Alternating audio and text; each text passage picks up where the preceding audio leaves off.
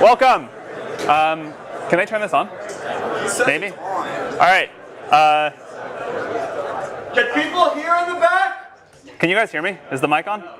No? Maybe you can ask them to turn it on. Maybe we can get a big, there we go. All right. Maybe we can get a bigger auditorium, we'll see. So welcome to CS 183B. I'm Sam Altman, I'm the president of Y Combinator. 9 years ago, I was a Stanford student, and then I dropped out to start a company, and then I've been an investor for the last few. So at YC, we've been teaching people how to start startups for 9 years. Most of it's very hands-on and specific to the startups, but 30% of it is pretty generally applicable. And so we think that we can teach that 30% in this class. And even though that's only 30% of the way there, hopefully it'll still be really helpful. We've taught a lot of this at YC already, but it's all been off the record. And this is the first time that a lot of what we teach in YC is going to be on the record. So we've invited some of our best speakers to come and give the same talks they give at YC. We've now funded 720 companies. And so we're pretty sure that a lot of this advice is pretty good. We can't fund every startup yet, but we can hopefully make this advice very generally available. Guest speakers are going to teach 17 of the 20 classes. I'm only teaching 3. Counting YC itself, every guest speaker has been involved in the creation of a $1 billion+ company. So the advice shouldn't be that theoretical. It's all from people who have done it. All of the advice in this class is geared towards people starting a business where the goal is hypergrowth and eventually building a very large company. Much of it doesn't apply in other cases, and I want to warn people up front that if you try and do these things in a lot of big companies or non-startups, it won't work. It should still be interesting. I really do think that startups are the way of the future, and it's worth trying to understand them. But startups are very different than normal companies. So over the course of today and Thursday, I'm going to try to give an overview of the 4 areas that you need to excel at in order to maximize your chances of success at a startup. And then throughout the course, the guest speakers are going to drill into all of these in more detail. So the 4 areas. You need a great idea, a great product, a great team, and great execution. These overlap somewhat, but I'm going to have to talk about them somewhat individually to make it make sense. You may still fail. The outcome is something like idea times product times execution times team times luck, where luck is a random number between 0 and 10,000, literally that much. But if you do really well in the 4 areas you can control, you have a good chance at least some amount of success. One of the exciting things about startups is that they are surprisingly even playing field. Young and inexperienced, you can do this. Old and very experienced, you can do this too. And one of the things that I particularly like about startups is that some of the things that are bad in other work situations, like being poor and unknown, are actually huge assets when it comes to starting a startup. Before we jump in on the how, I want to talk about why you should start a startup. I'm somewhat hesitant to be doing this class at all, because you should never start a startup just for the sake of doing so. There are much easier ways to get rich, and everyone who starts a startup always says, that they couldn't have imagined how hard and painful it was going to be. You should only start a startup if you feel compelled by a particular problem, and that you think starting a company is the best way to solve it. The specific passion should come first, and the startup second. In fact, all of the big successes we have at YC followed this. So for the second half of today's lecture, Dustin Moskovitz, the co-founder of Facebook and Asana, is going to take over and talk about why to start a startup. We were so surprised by the amount of attention that this class got that we wanted to make sure we spend a lot of time on the why. Okay, so the first of the 4 areas, a great idea. It's become popular in recent years to say that the idea doesn't matter. In fact, it's almost uncool to spend a lot of time thinking about the idea for a startup. You're just supposed to start, throw stuff at the wall, see what sticks, and not even spend any time thinking about if it'll be valuable if it works. And pivots are supposed to be great. The more pivots, the better. So this isn't totally wrong. Things do evolve in ways that are difficult to predict. And there's a limit to how much you can figure out without actually getting a product in the hands of users. And great execution is at least 10 times more important and 100 times harder than a good idea. But the pendulum has swung way out of whack here. A bad idea is still bad, and the pivot-happy world that we're in today feels really suboptimal. Great execution towards a terrible idea will get you nowhere. There are exceptions, of course, but most great companies start with a great idea, not a pivot. If you look at successful pivots, they almost always are a pivot into something the founders themselves wanted, not a random made-up idea. Airbnb happened because Brian Chesky couldn't pay his rent, but he did have some extra space. In general, though, if you look at the track record of pivots, They don't become big companies. I myself used to believe ideas didn't matter that much, but I'm very sure that's wrong now. The definition of the idea as we talk about it is very broad. It includes the size and the growth of the market, the growth strategy for the company, the defensibility strategy, and so on. When you're evaluating an idea, you need to think through all these things, not just the product. If it works out, you're going to be working on this for 10 years. So it's worth some real upfront time to think through the long-term value and the defensibility of the business. Even though plans themselves are worthless, the exercise of planning is really valuable and totally missing in most startups today. Long-term thinking is so rare anywhere, but especially in startups, that it's a huge advantage if you do it. Remember that the idea will expand and become more ambitious as you go. You certainly don't need to have everything figured out in a path from here to world domination, but you really want a nice kernel to start with. You want something that can develop in interesting ways. As you're thinking through ideas, another thing that we see young founders get wrong all the time is that someday you need to build a business that's difficult to replicate. This is an important part of a good idea. I want to make this point again because it's so important. The idea should come first and the startup should come second. Wait to start a startup until you come up with an idea you feel compelled to explore. This is also the way to choose between multiple ideas. If you have several ideas that all seem pretty good, work on the one that you think about most often when you're not trying to think about work. But we hear again and again from founders that they wish they had waited to start a startup until they came up with an idea that they really loved. Another way of looking at this is that the best companies are almost always mission-oriented. It's difficult to get large groups of people to the extreme levels of focus and productivity that you need for a startup to be successful, unless the company feels like an important mission. And it's usually really hard to get that without a great founding idea. A related advantage of mission-oriented ideas is that you yourself will be dedicated to them. It takes years and years, usually a decade, to create a great startup. If you don't love and believe in what you're building, you'll likely to give up at some point along the way. There's no way I know of to get through the pain of a startup without belief that the mission really matters. A lot of founders, especially students, believe that their startup's only going to take 2 or 3 years, and then after that they'll work on what they're really passionate about. That almost never works. Good startups usually take 10 years. A third advantage of mission-oriented companies is that people outside the company are more willing to help you. You'll get more support on a hard, important project than a derivative one. When it comes to starting startups, in many ways it's easier to start a hard startup than an easy startup. This is one of those counterintuitive things. It takes people a long time to understand. It's difficult to overstate how important being mission-driven is, so I want to emphasize it one last time. Derivative companies, companies that copy an existing idea with very few new insights, don't excite people, and they don't compel the teams to work hard enough to be successful. Paul Graham is going to talk about how to get startup ideas next week. It's something that a lot of founders struggle with, but it's something I believe you can get better at with practice, and it's definitely worth trying to get better at. The hardest part about coming up with great ideas is that the best ideas often look terrible at the beginning. The 13th search engine, and without all the features of a web portal, most people thought that was pointless. Search was done, and anyway, it didn't matter that much. Portals were where the value was at.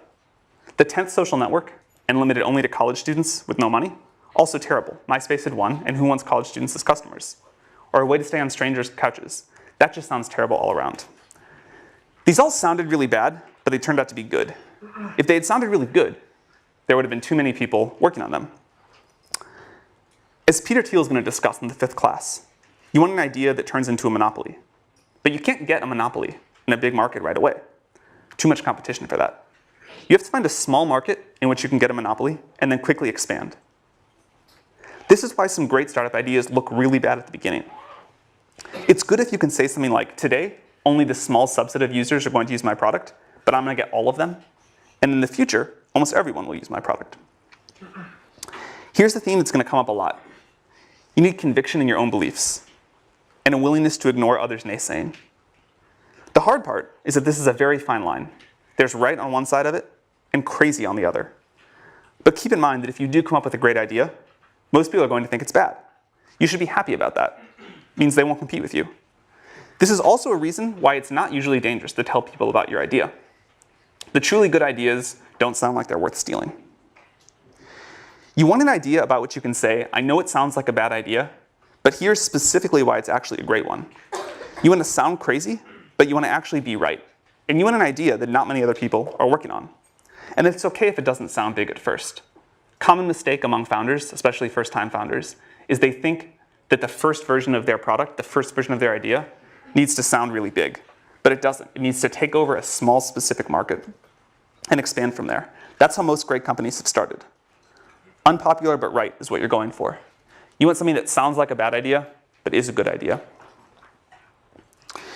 You also really want to take the time to think about how the market's going to evolve. You need a market that's going to be big in 10 years. Most investors are obsessed with the market size today, and they don't think at all about how the market's going to evolve. In fact, I think this is one of the biggest systemic mistakes that investors make. They think about the growth of the startup itself. They don't think about the growth of the market. I care much more about the growth rate of the market than its current size. And I also care if there's any reason that it's going to top out. You should think about this. I'd prefer to invest in a company that's going after a small but rapidly growing market than a big but slow growing one. One of the big advantages of these sorts of markets, these small but rapidly growing markets, is that customers are usually pretty desperate for a solution. And they'll put up with an imperfect but rapidly improving product. And a big advantage of being a student, one of the two biggest advantages, is that you probably have better intuition about which markets are likely to start growing rapidly than older people do. Another thing that students usually don't understand, or at least takes a while, you cannot create a market that doesn't want to exist. You can basically change everything in a startup but the market. So you should actually do some thinking to be sure, or at least as sure as you can be, that the market you're going after is going to grow and be there. There are a lot of different ways to talk about the right kind of market. For example, surfing someone else's wave, or stepping into an up elevator, or being part of a movement. But all of this is just a way of saying you want a market that's going to grow really quickly. It may seem small today, it may be small today, but you know, and other people don't, that it's going to grow really fast. So think about where this is happening in the world. You need this sort of a tailwind to make a startup successful. The exciting thing is there are probably more of these tailwinds now than ever before. As Mark Andreessen says, software's eating the world. It's just everywhere. There are like so many great ideas out there. And you just have to pick one and find one that you really care about. Another version of this that gets down to the same idea is Sequoia's famous question: why now? Why is this the perfect time for this particular idea and to start this particular company? Why couldn't it have been done 2 years ago? And why will 2 years in the future be too late? For the most successful startups we've been involved with, they've all had a great idea, great answer to this question. And if you don't, you should be at least somewhat suspicious about it. In general, it's best if you're building something that you yourself need. You'll understand it much better than if you have to understand it by talking to a customer to build the very first version. If you don't need it yourself, and you're building something that someone else needs, realize that you're at a big disadvantage and get very, very close to your customers. Try to work in their office if you can, and if not, talk to them multiple times a day. Another somewhat counterintuitive thing about good startup ideas is that they're almost always very easy to explain and very easy to understand. If it takes more than a sentence to explain what you're doing, it's almost always a sign that it's too complicated. It should be a clearly articulated vision with a small number of words. And the best ideas are usually either very different from existing companies in one important way, like Google being a search engine that worked just really well and none of the other stuff of the portals, or totally new like SpaceX. Any company that's a clone of something else that already exists with some small or made up differentiator, like we're going to be X beautiful design, or we're going to be Y for people that like red wine instead, that usually fails. So as I mentioned, one of the great things about being a student is that you have a very good perspective on new technology. And learning to get good at having new ideas takes a while. So start working on that right now. That's one thing we hear from people all the time, that they wish they had done more of when they were a student. The other is meeting potential co-founders. You have no idea how good of an environment you're in right now for meeting people that you can start a company with down the road. And the one thing that we always tell college students is more important than starting any particular startup is getting to know a lot of potential co-founders. So I want to finish this section of my talk with a quote from 50 Cent. This is from when he was asked about vitamin water. I won't read it, it's up there. But it's about the importance of thinking about what customers want and thinking about the demands of the market. Most people don't do this. Most students especially don't do this. If you can just do this one thing, if you can just learn to think about the market first, you will have a big leg up on most people starting startups.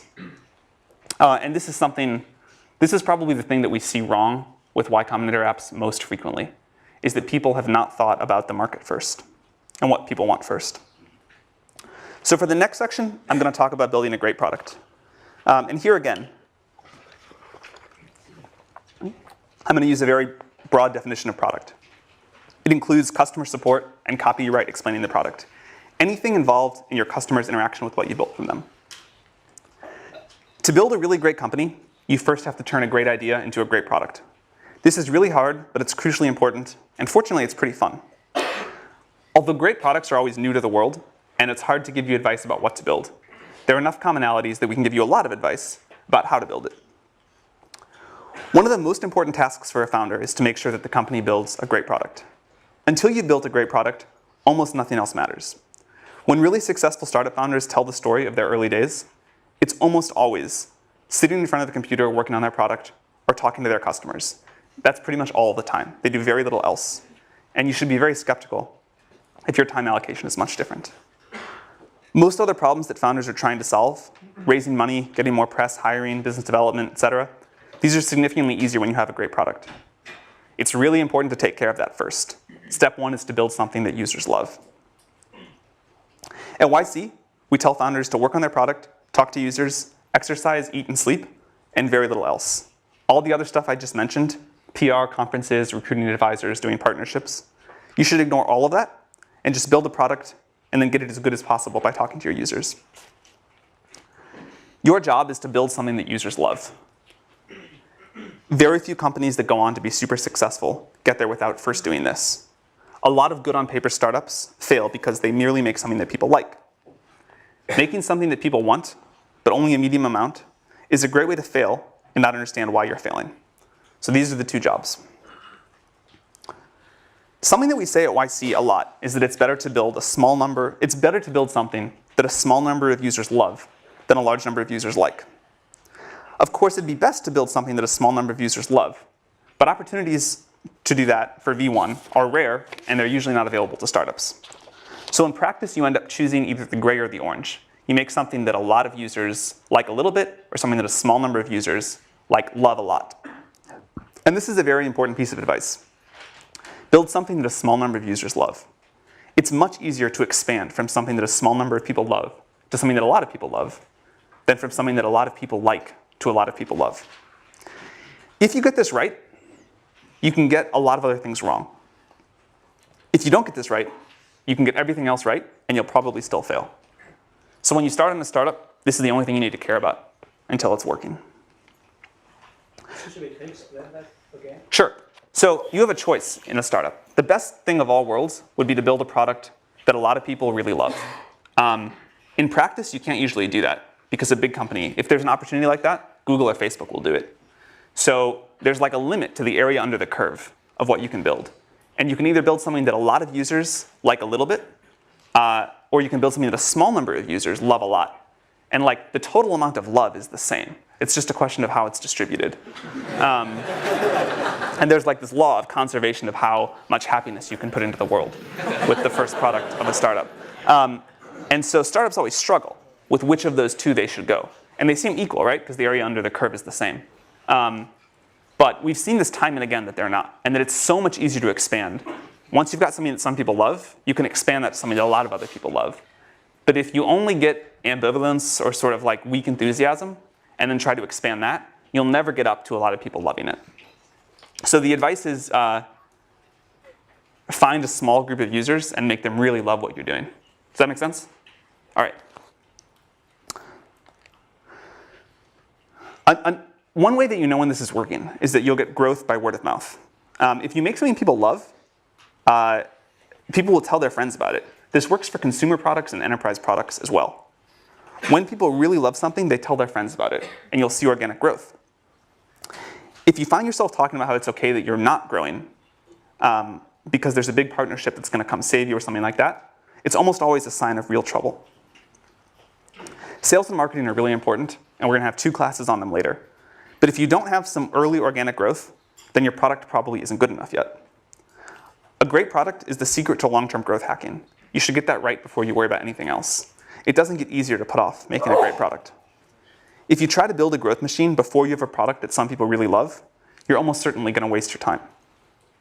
Breakout companies almost always have a product that's so good that it grows by word of mouth. Over the long run, great products win. Don't worry about your competitors raising a lot of money and what they may do in the future. They probably aren't very good anyway. Very few startups die from competition. Most die because they themselves fail to make something users love. They spend their time on other things. So worry about this above all else. Another piece of advice to make something that users love, start with something simple. It's much, much easier to make a great product if you have something simple. Even if your eventual plans are super complex, and hopefully they are, you can almost always start with a smaller subset of the problem than whatever you think is the smallest. And it's hard to build a great product, so you want to start with as little surface area as possible. Think about the really successful companies and what they started with. Think about products that you really love. They're generally incredibly simple to use and especially to get started using. The first version of Facebook was almost comically simple. The first version of Google was just an ugly web page with a text box and 2 buttons, but it returned the best results, and that's why users loved it. The iPhone is far simpler to use than any smartphone that ever came before it, and it was the first one that people really loved. Another reason that simple is good is because it forces you to do one thing extremely well, and you have to do that to make something that people love.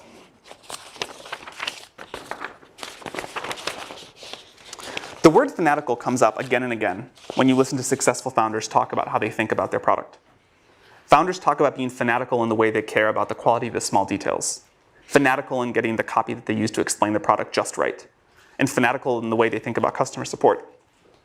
In fact, one thing that correlates with success among the YC companies is the founders that hook up PagerDuty to their ticketing system, so that even if a user emails in the middle of the night when the founders are asleep, they still get a response within an hour.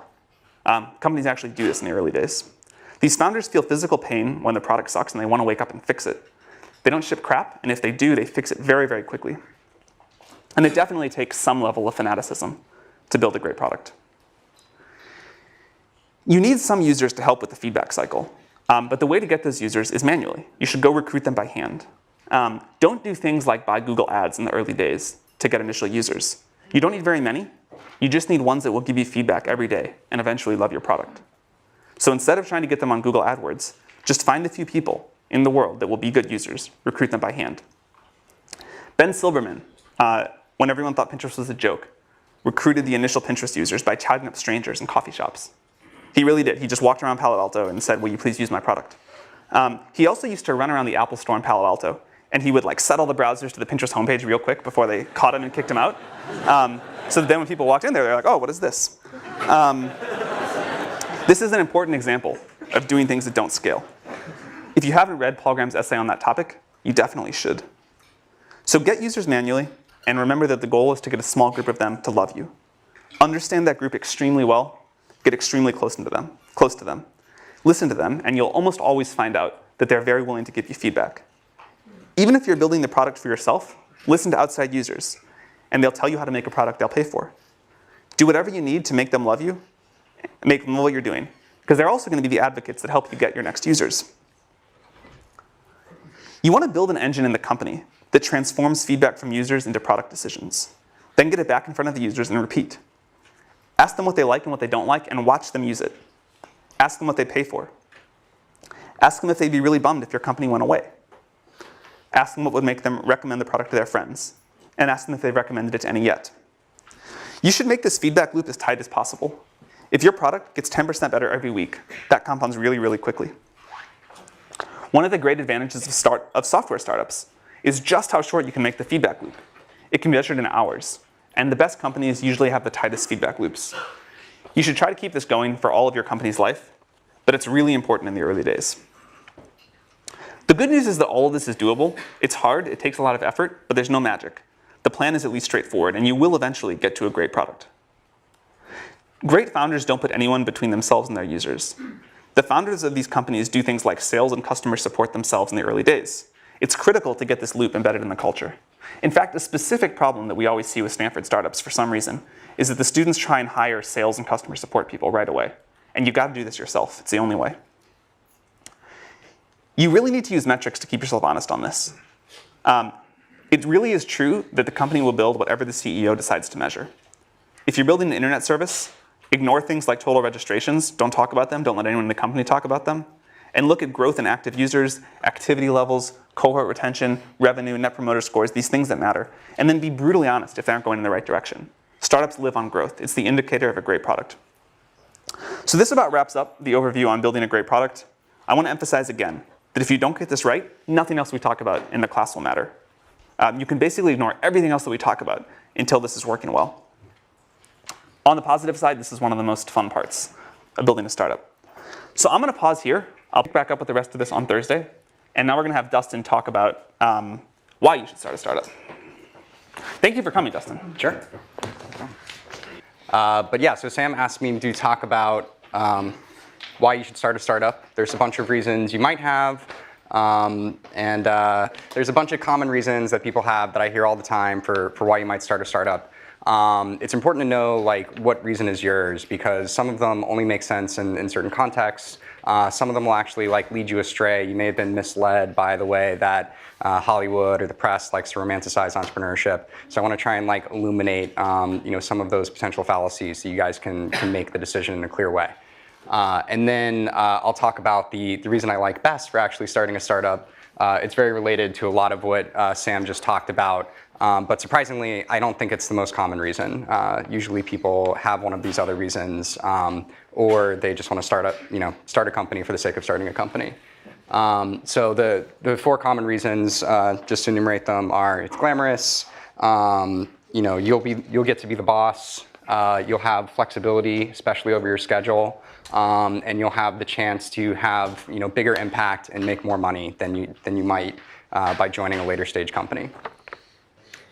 So, okay, you guys are probably pretty familiar with this concept. When I wrote the Medium post, which a lot of you guys read a year ago, I felt like the story in the press was a little more unbalanced. Entrepreneurship just got romanticized quite a bit. The movie The Social Network came out, had a lot of sort of like bad aspects of what it's like to be an entrepreneur, but mainly sort of painted this picture of like there's a lot of partying and you kind of move from like one brilliant insight to another brilliant insight, and really made it seem like this like really cool thing to do.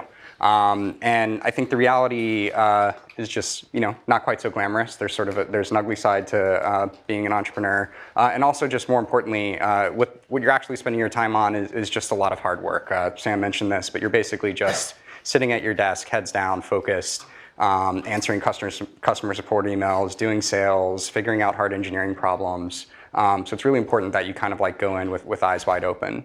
And then also it's really quite stressful. This has been a popular topic in the press lately.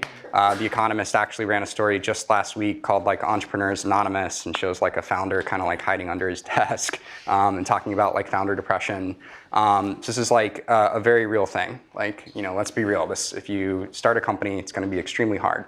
Why is it so stressful? So a couple reasons. One is you've got a lot of responsibility. So people in any kind of career have fear of failure. It's kind of just like a dominant part of the psychology. But when you're an entrepreneur, you have fear of failure on behalf of yourself and all of the people who decided to follow you. So that's really stressful.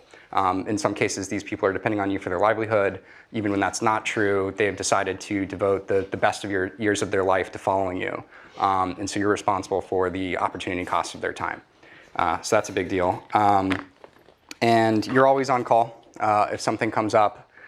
Maybe not always at 3 in the morning, but for some startups that's true. But if something important comes up, you're going to deal with it. That's kind of the end of the story. Doesn't matter if you're on vacation. Doesn't matter if it's the weekend. You kind of always got to be on the ball and always be in a place mentally where you're prepared to deal with those things. And then a sort of special example of that or of this kind of stress is fundraising. So scene from The Social Network. This is us partying and working at the same time, and somebody's spraying champagne everywhere. So The Social Network spends a lot of time kind of painting these scenes. Mark's not in the scene. The other thing they spend all their time on is kind of like painting him out to be a huge jerk. This computer? Yeah. Oh. Okay, so this is an actual scene from. See, I'm going to move this just a little. Oh no. This will work. This will work. Okay. On the PDF as well? Yeah. Okay. Okay, cool. So this is an actual scene from Palo Alto. Spent a lot of time at this desk, just kind of heads down and focus. Mark was still kind of a jerk sometimes, but in this more like fun, lovable way, and not a like sociopathic scorn lover way. So this is him like signaling his intention to just be focused and keep working, not be social.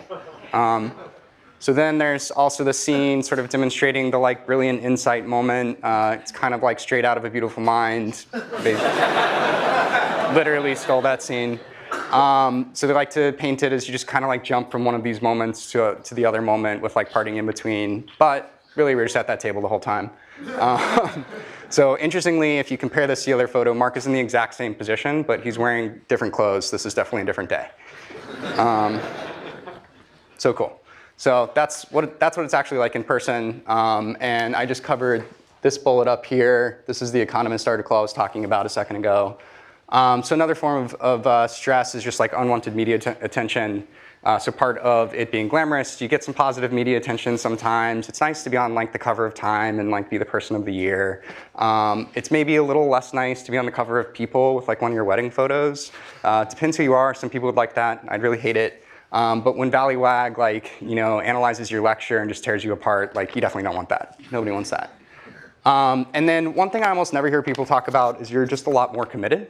So if you're an employee of a startup and things are stressful, it's not going well, you're unhappy, you can just leave.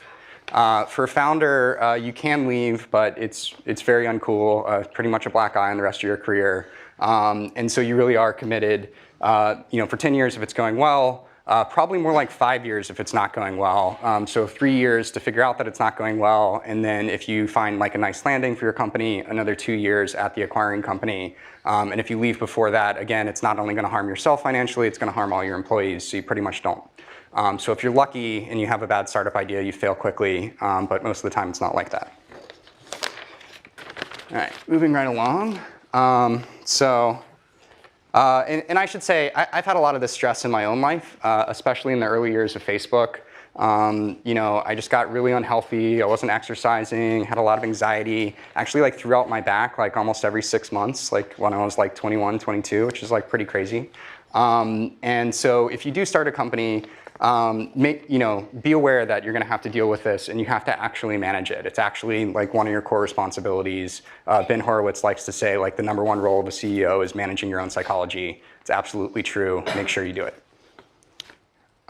So another reason, so people, especially if they've already had a job at another company, you tend to develop this narrative of like, okay, like the people running this company are idiots. They're making all these stupid decisions. They're spending their time in these stupid ways. I'm going to start a company and I'm going to do it better. I'm going to like set all the rules. It's a pretty attractive idea. Makes a lot of sense. If you've read my Medium post, you know it's coming. I'll give you guys a second to read this quote.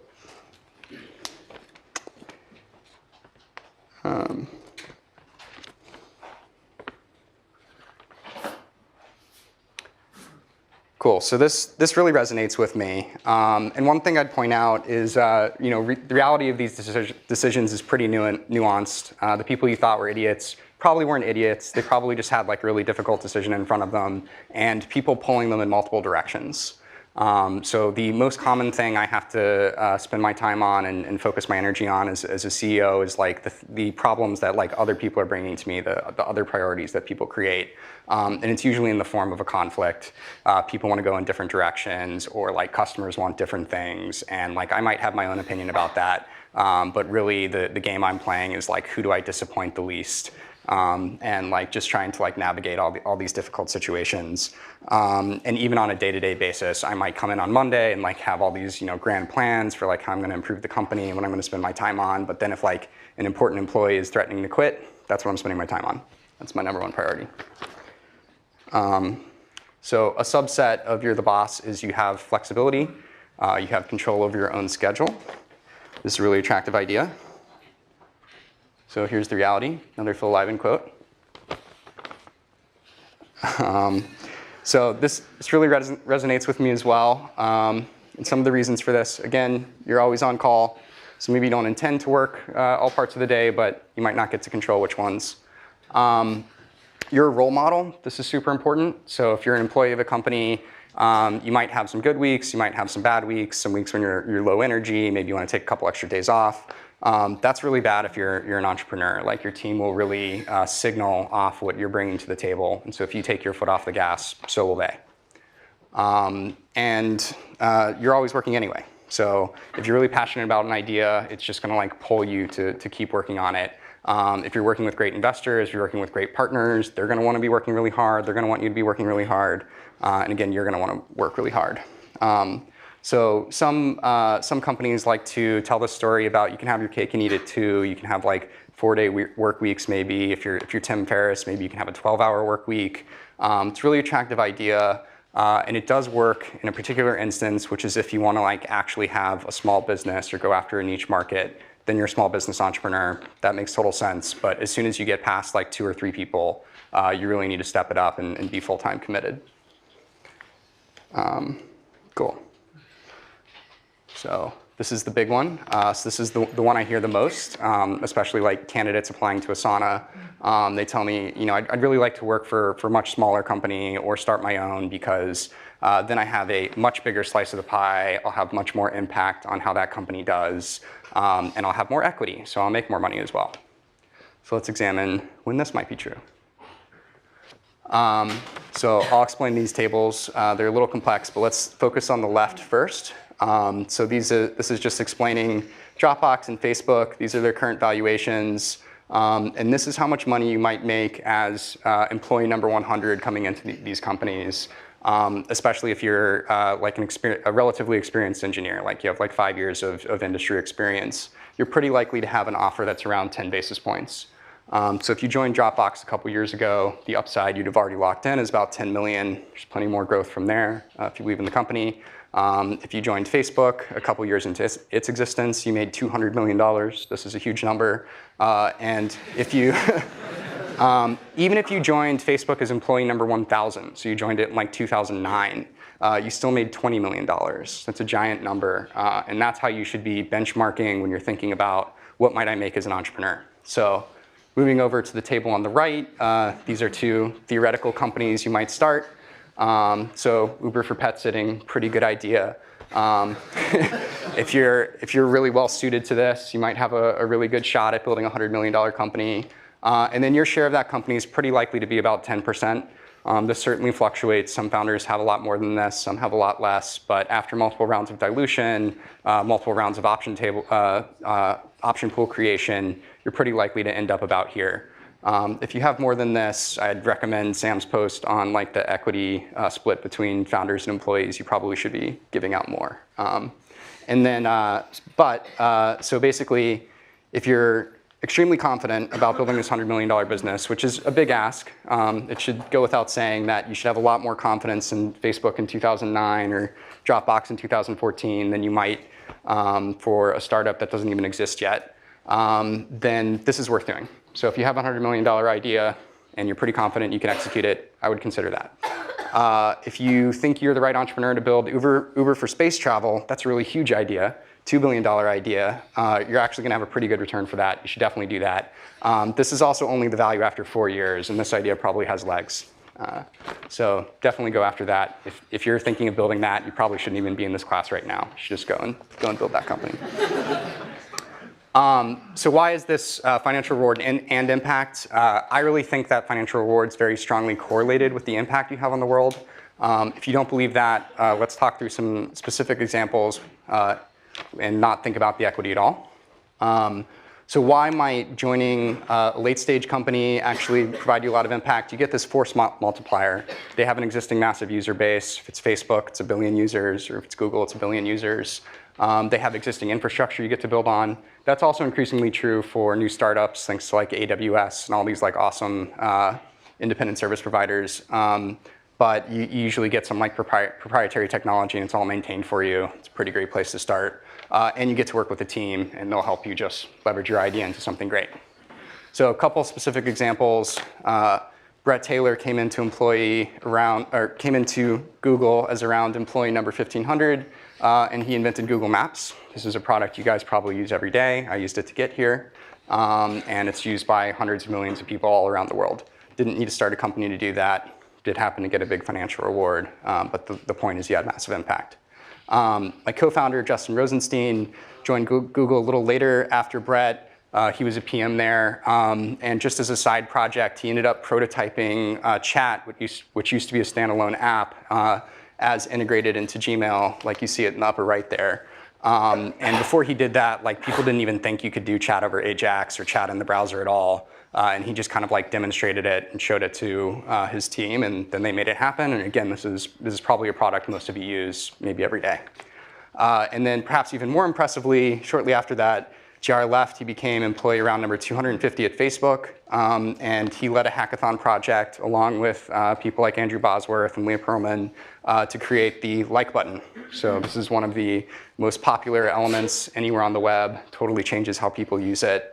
And again, didn't need to start a company to do it, and almost certainly would have failed if he had tried, because he really needed the distribution of Facebook to make it work. So important to keep in mind the context for what kind of company you're trying to start, and like where will you actually be able to make it happen. So what's the best reason? So Sam already talked about this a little bit, but basically you can't not do it. You're super passionate about this idea. You're the right person to do it. You've got to make it happen. So how does this break down? So we're getting close to the end here. Am I doing that time? Cool.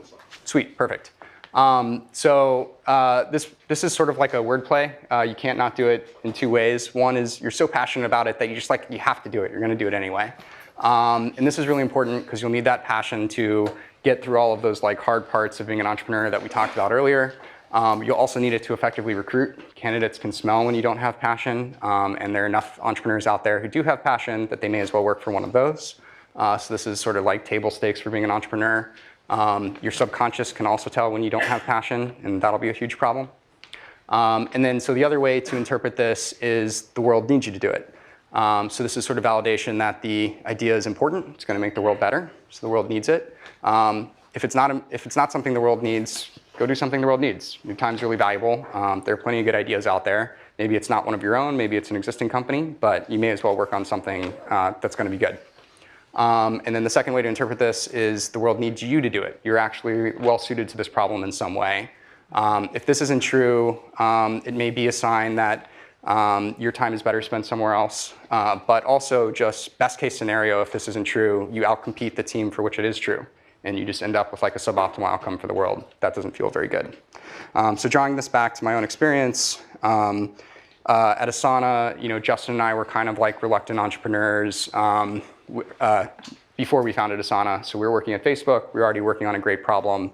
And we would basically work all day long on our normal projects. And then at night, we would keep working on this internal task manager that was used internally at the company. And it was just because we were like so passionate about the idea. It was so clearly valuable that we couldn't do anything else. And at some point, we had to have the hard conversation of like, okay, well, what does it mean if we don't actually start this company? We were able to see the impact it was having on Facebook. We were pretty convinced it could be really valuable for the world. We were also pretty convinced nobody else was going to build it. The problem had been around a long time, and we just kept seeing sort of incremental solutions to it. So if we didn't go out with the one that we thought was best, we thought there'd be a lot of value left on the table. And yeah, so we just couldn't stop working on it. And literally the idea was like beating itself out of our chest, like forcing itself into the world. And I think that's the feeling you should really be looking for when you start a company. That's how you know you have the right idea. So I'll go ahead and stop there. I'll put some recommended books up here, but won't narrate them. And maybe that's the end of the class. Thanks, Dustin. Yeah, thank you.